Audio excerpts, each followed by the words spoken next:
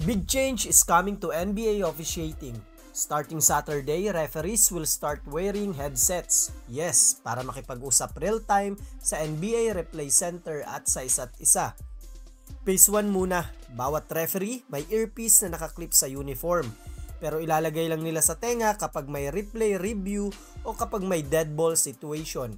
Hindi pa pwedeng habang live play. Itong bagong setup ay result ng partnership ng NBA at ng National Basketball Referees Association at goal nito na mas mabilis ang game flow at mas accurate ang tawagan. Kapag successful ang unang phase, magsisimula naman ang phase 2 by January. This time, pwede na silang magsuot ng earpiece throughout the entire game even during live play. Meaning, makakapag-usap na sila direkta sa replay center at sa mga kasamang referee habang tumatakbo ang laro. The second phase will run at least until the All-Star break in February. Alam nyo, sa mga nag-aalala kung magiging maganda ba ang may tutulong nito? Tested na to sa Summer League at G League sa mga nakaraang taon. At ngayon, handa na itong i-roll out sa NBA stage. Mas mabilis, mas malinaw, at higit sa lahat ay mas accurate.